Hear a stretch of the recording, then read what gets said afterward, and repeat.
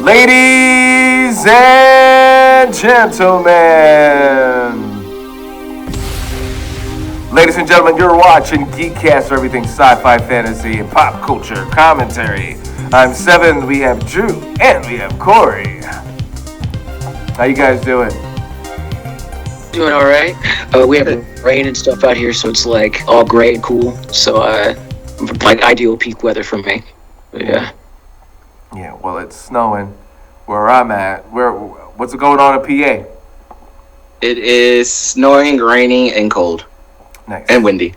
Nice. So, Drew is showing off with his little rain. Showing off with your little rain. Rain? Oh. A little bit. A little bit. All right, so, we're going to talk about... let's go into Wish Upon because it's not a great movie. But I would like to say, in my opinion, as far as reviewing this film, interesting topic, but was it the execution?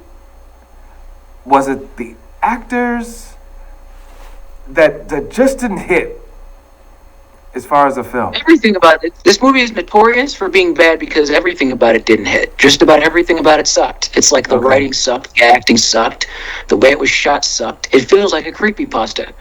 You could have put this on the internet for free, and I wouldn't complain. I wouldn't have. I'm like, yeah, it's just like some kind of the next stage of what we grew up with Goosebumps. You know, kind of like corny, formulaic, easy to digest pop horror stuff. It was that. But it, in my own opinion, it's like it tried to take itself too seriously with this idea of like the wishes and stuff, and you have maybe less the concept and more the main character, because the main character is a complete idiot. She burns through like half her damn wishes on stupid stuff that just has instantly bad results, and she keeps making wishes. I'm like, you didn't stop to think? You've never watched The Twilight Zone before, huh? After you had the first bummy wish, it's like, all right, let me stop. Ask myself, is this a monkey's paw type of situation where if I make a wish, I'll get what I want, but it'll be tainted or messed up or have some kind of weird repercussion? She doesn't do that. Even by dumb teenager standards.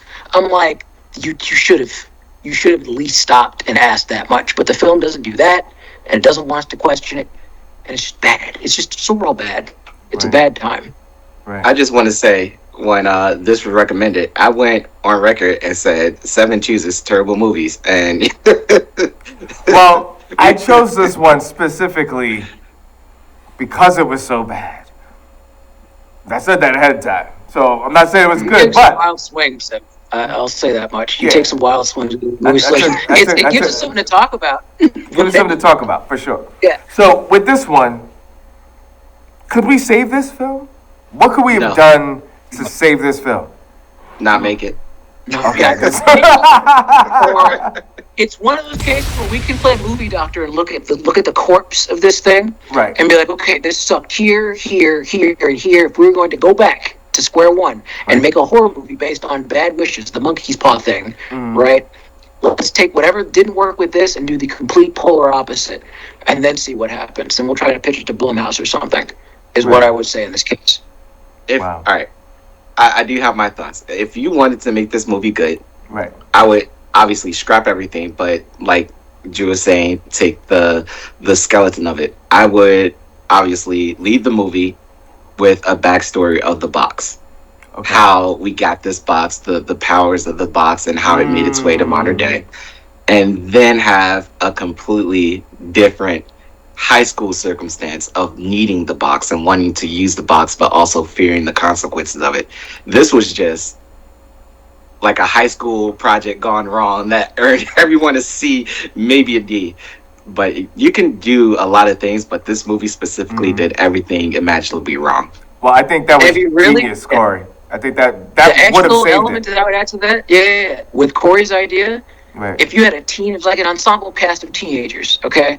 You can even take the monkey's paw element away to where the wishes are actually legit, but multiple teenagers know about it, and they all want to make their wish, and they start screwing each other's wishes over in order to get it.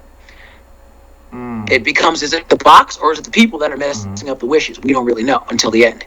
Yeah. So, remember what's the film where the kids were running like this? Weapons? Weapons, right? One of the dopest joints of 2025. Yes. Definitely. I love that. Definitely. If they did storytelling like Weapons with this, because we only get a little glimpses of the history in like one or two scenes. They kind of run through it, but that, like to your point, Corey, that could have been 60% of the movie, Mhm. and at least would have been like interesting. Because I thought that was the most I kind of paid attention when they went into that. So you're right. Yeah. And also the lead actress. This is, you know how like they give Zendaya and they give Ortega the same role all the time, but they knock it out the park. But they give him the same role over and over time. This was not this actress's role. If you watch, this was too much for her. She has one great scene, and it's the terrible scene. It's when she realizes that her wish has consequences, and she's in the high school, and her friends are talking about it, and she looks at the camera, and she just goes. Make the goofiest face. Joey It's the King best is her face. name. And again, it might not be the actor, it might have been the material that she got, but she's been in a few. I'm just like, this is not your type. You need to figure something else out. This is not the same work. So It's not working. I went by the movie theaters. It's like maybe one movie I want to see. Is it Begonia? oh yeah, Emma Stone and the other dude, not Matt Damon. Let me see. Is it Begonia? I think so. That's the only one I think that's. Yeah, they They think she's an alien. We don't know if she's actually an alien or not. I guess that's like the mystery. Is she actually an alien? Because she's very, from what I've seen in the trailer, she's very, I'm gonna say like on the spectrum, but she can't human very well. She's like a CEO type, and you wonder if she's just a typical out of touch CEO businesswoman, or is she actually an alien? Right. So I don't know. It seems interesting. I'll check it out. Seems interesting. I mean, that would be the flip, right? Through the whole movie, you're like, oh, she's not, and then she turns out to be. I mean, we've seen people going down that path before. It's probably the twist. It's probably what the twist is in the movie, where you find out, no, she actually is like not from Earth. She's not of Earth. Right. Is that the trailer where the guy is crawling across the table to like attack her or something like that? Maybe. Might be. And she's That might have running. been. And she's like running. No, well, they're interrogating her, and he's asking her questions, and he just starts crawling across the table to attack her or something like that. Maybe. Maybe. I'm not sure if that was the same. I gotta movie. double check the trailer. They do interrogate her at one point, and one of her responses kind of gives you an allude, like a clue that she might not be who we think she is. Right. But yeah. Yeah, I did want to see that. So far, I Yeah, check heard it out. a whisper this might be good. There's some like really sleeper like bangers that have come out of the horror thriller genre in the past couple of years. True. There's like this really big effort to like make it more, cinematic and of things that can be like up for a fancy schmancy awards, but still be in like bloody disgusting magazine. So Yeah, there's Fun. one. It's an action one. It's actually a part 2. It was a guy. Let me see if I can look this up. Movies out now. Movies. Yeah, there's the guy that was in Avatar and played the villain. Which one? wait, The main so guy. I think I know who you're talking about. I don't know his name. He was in that other movie where he's the blind guy and they break Correct. into his house. Correct. Oh, Yeah. yeah, okay. Yeah. What was it, Light? No, it's not Lights Out. Don't breathe. Don't Breathe. Don't Breathe. That's One of it. those. Yeah. Don't breathe. Yeah. He has a movie out now, and I didn't even know there was a part 2 to it. Let me see. Look at it. Let's This is IMDb. if you're talking about Sisu 7, we got it correct on that because that's not the guy. That's not him. He looks like him, but that's not him. That's not him. No, that's No. not him. It's completely two different people. Completely different guy. That is Stephen Lang. Oh, good. So it's not No, Stephen it's Lang. not. No. Yeah. Miss- Well, hold on. Miss- Let's see. Cast. Jorma Tomila is Jorma Tomila is the main character in that one. Oh wait, no, Stephen Lang, Igor Dragunov. Let me shut up. Stephen Lang's in it. Yep. Igor Dragunov. Stephen Lang is in it. Yeah, he Yeah. plays. Yeah, again, Igor. Take it back. I'll eat that crow. No problem. He was he the main character of Sisu, or was he the bad guy? Well, first of all, did you see the first one? Nope. But I know the main actor guy, Jorma Tomila. He was in what's the other joint? What's in the other joint that I did see? I'll have to look it up. It's not popping up right now. Priest Evil? No, it's not that one. I've seen him in other things. Is what I'm getting at. Okay. He played the guy that went on in Sisu. He goes on a rampage when they try to kill his dog. Okay. It is kind of the John Wick scenario, but he's like a all-purpose OP killing machine with a pet dog. And part 2, it's something revenge. So I don't know if they kill the dog gets kidnapped, or this is just continuing from the events of the first one. But yeah. Yeah, this one's called Road to Revenge. Revenge. Yeah. Yeah. So someone said it's really, at least the first one was mindless action killing with the John Wick motivation. Yeah, it seems like that's what they were going for. Yeah. It's like almost a period piece too, because it's during World War II or something like that. World War II. It's not like okay. Yeah, it's after World War II. After World War II, so yeah, you also got that period piece angle in there, which oh, that's right. It was Nazis in the first one. I'm pretty sure he was killing Nazis, so cool. But it's like the idea of when you go back and have these big budget, over the top action joints like John Wick, and they take place in the 1920s, 1930s, so on. I'm kind of interested. I'm gonna check it out. It looks like part 2 is a direct sequel. Okay. So who does if Stephen Lang is in it, he's not the main guy. I'm assuming He's not the main guy. He plays the bad guy. I'm assuming he's the villain in this one, and I don't know if he was in the first one or not. He was in the first one. Okay. According to what I'm looking at. So he's the big bad in that one then, and he probably got killed if he's not number 2. Yeah, those are on the list. I'll check those out. They're apparently good. Huh. Well, this is where we're at. So there's the battle for Warner Brothers is going on, and it seems that now randomly in the forefront is going to be a Saudi Arabian company, which is weird. Yeah. Because it's like it's such an American company. I don't know how they're going to negotiate that one. If they do, that would be a very interesting transition to have Warner Brothers' entire library be now a Saudi Arabian thing. Right. I don't have a dog in that fight, politically or socially, whatever. But that's interesting because it's always been such an American brand, and everyone's always talking about making good old American films, Warner Brothers, but it's Saudi Arabian now. So I don't know. I feel like I said something along these topics a couple shows ago last time. Like this might be interesting to give a fresh look on things. Or we get a bunch of propaganda stuff, but we'll have to see. Yeah. I mean, regardless, they're spending billions to do their own thing. So this is just, this obviously adds weight to what they're already working on. They spent billions of dollars, actually I think $1 trillion on entertainment infrastructure. More. To do, to do their own movies and streaming and all the things. Basically, all the things. Nothing creative, nothing new, just our version of everything else that already exists. So, for them to own this catalog, which is like, I don't know, 1/3 of our memories growing up, and our parents' parents, and, because Warner Brothers goes back, it is interesting. Between Warner, Disney, and Paramount, that's everything, pretty much. Yeah, but like you're saying, they're building up a lot in the entertainment industry, and now to have a movie production to go along with the entertainment industry, I think it's a smart move. Oh, strategically, yeah. Anybody owning it is a smart move. And it's not because... you own it. But right, because you could leverage... You're basically leveraging...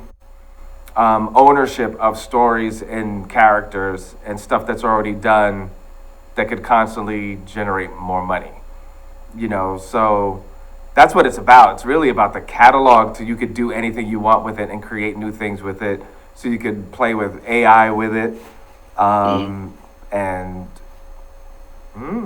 from a fan standpoint, I think all of them are looking to do that, though. Say it again. They're all.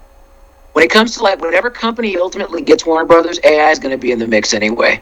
Like Right. y'all just prepare for that for now. It's so much so that they're telling people it's like they want to get the properties not so they can make something new, just so they can have it, catalog it, and then have AI do whatever nonsense they're planning on doing when it comes to future projects, which will require less people. You can fire then 25% of your staff, 50% of your staff, and just have the rest be AI. Not saying this is going to happen, but it could. Likely to possibly. Right. So we'll just have to see. I don't know. It's kind of a curious time for all that.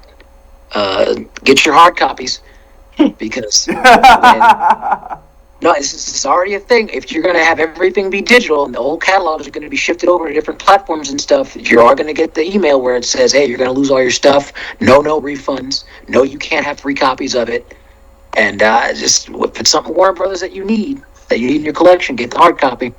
We might get a really big Mandela effect. I watched this movie in the theaters. It never existed. Oh wow! Never came out. I watched it in the movie theaters. It was only streaming. So what are you talking about? Right. 2022. I mean, actually, I mean that's all DC, man. I mean that's like.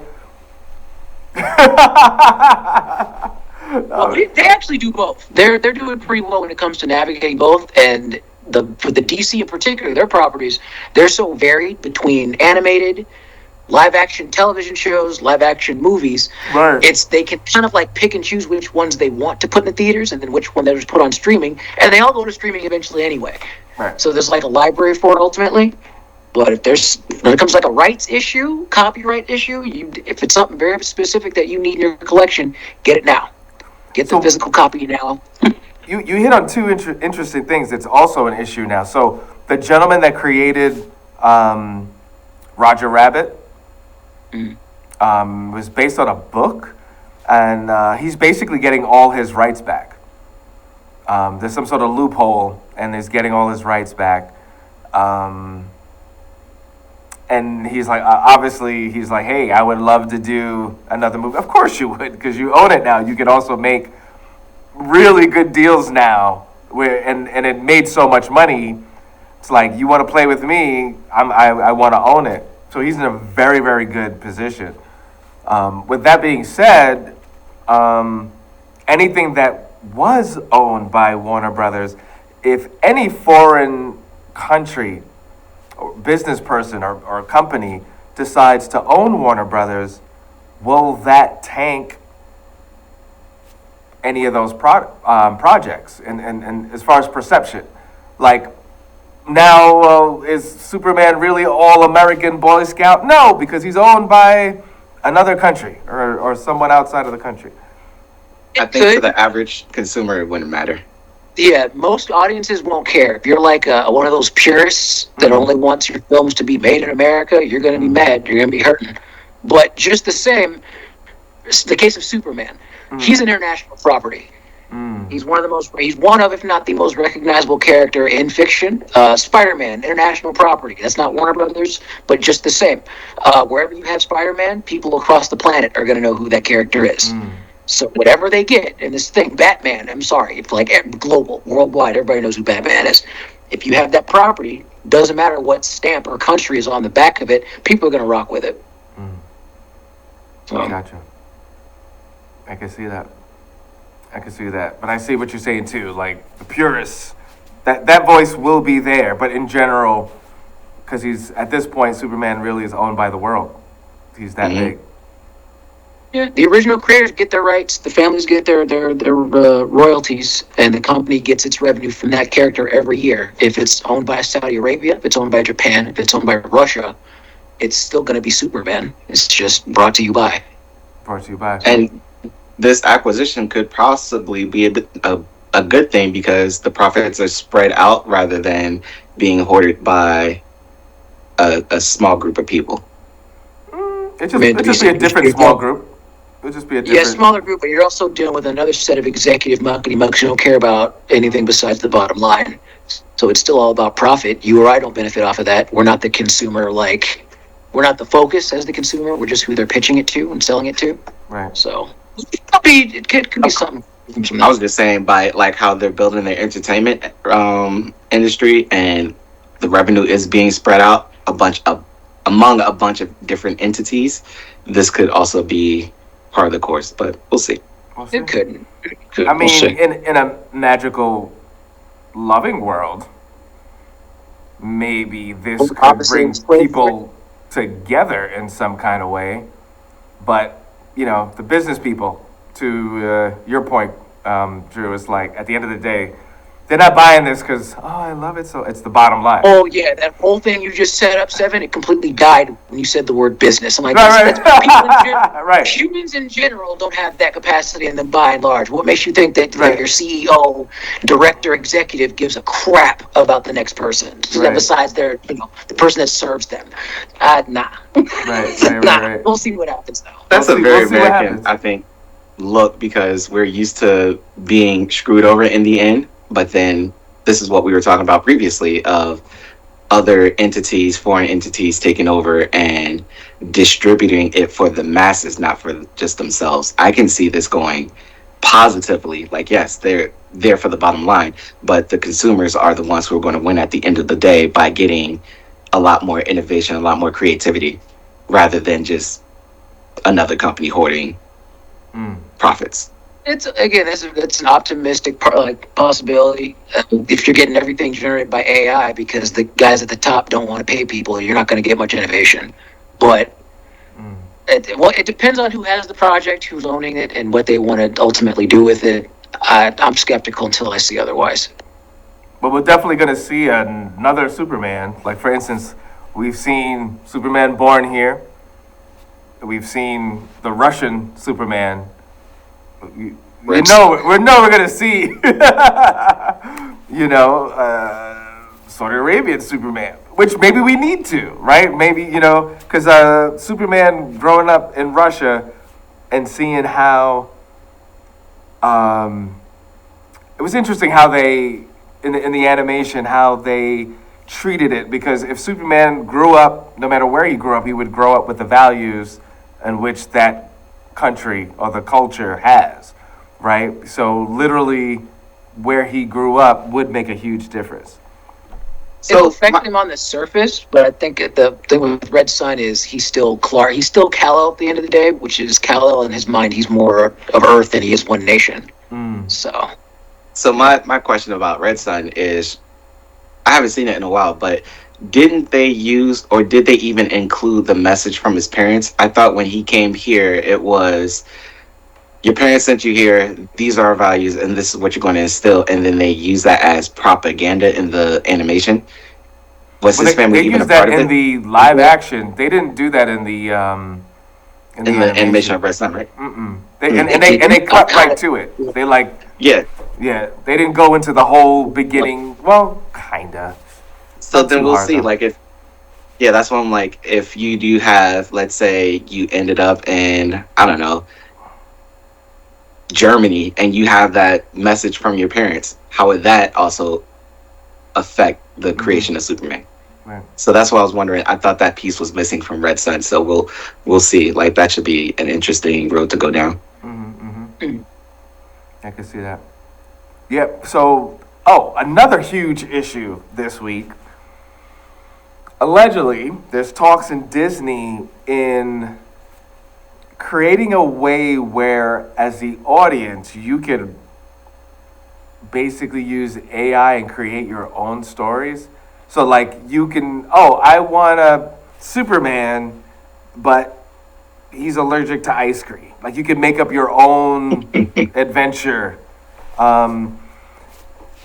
I think that's a dark road to go to, because if everyone's making up their own adventure, what's the point of the writers? What's the point of the actors? What's the point of the directors? Like, it kind of... You can make, weird. okay. You can frame it to where Westworld did it, to where you have writers that create the different narratives and different routes you can take. That has to be generated by something. There was, what's the Black Mirror episode where you literally choose the actions as you go along? It's like a choose your own adventure type of thing. I'll have to look it up. But that becoming a thing in the future, I could see that taken off. The idea that you have a set narrative doesn't necessarily need to be like a well-known character. Could be an original. Could be someone that you moderately know. But it's the angle that at different plot beats, you have your character choose one of two options or three or however many you have in. You have to pre-write those, like the outcomes, the cause and effect, and the dialogue and all that good stuff. AI can approximate that, but making something good that won't just slop off into nowhere, just, then they go home and make a ham sandwich. Like, and then what? What's the grander plot after that? You have someone to refine it, and then you have the AI that kind of, the AI generates it, your writers would refine it, and then you make however many plot routes you have in that. Well, they took it a step further. They're saying that as a fan, you could create everything. Like, okay, cute idea. Let's test it out. When you have kids that go and Superman up the school because they're mad that day, so you have someone Superman's yapping a whole high school full of kids. That's going to be an interesting one. You instilled violence in it. Like, all right, well, we'll see. Let them do whatever they want. Let's play with that for 2 seconds. See where that goes. Let's see what people naturally do with that. Right. I think people naturally will do a lot of good things because Oh, right, remember when search engines? Bless your heart, Corey. No, remember, literally. Remember when search engines came out and we were like, "Oh, this is going to be a crazy thing," and they said the more you use it, the better the search engine is going to be. AI is nothing but a really big search engine, right? So the more we put in it, the more it's going to come out. But you still have that element of human ingenuity that AI won't come up with. Someone will still think of something that's outside of the parameters of, what we've built. So I'm not too pressed on saying, "Oh, it'll be taken over 100%. You're still going to have original stories that won't be digitally created." But what is the point to that of... Okay. No, go ahead, Seven. What is the point? Come on, bring it. I think where, we keep pushing... Well, not we, because obviously it's just investors. All it is a bunch of nerds that, tech bros and tech broads that, hey, they want to push AI and keep using it to make as much money as they can make. So they don't really care. But the vibration of that will kill and destroy industries and jobs. And almost like Ready Player One world, right? If you could just put on goggles and I'm going to make Transformers 87 and I want to see what I want to see, at that point, you're seeing what you want to see. So if every individual just put on some goggles and created whatever, there's very little room for other stories and anyone to push creativity because you're stuck between what's going on in your own head. I mean, that's part of the problem with news today and really bad journalism that doesn't exist, the talking heads, is because people are being like sheep of you got to think this way or you got to think that way, and the two groups got to hate each other and got to keep fighting while we keep making money somewhere else. So creativity will kind of go that path as well, where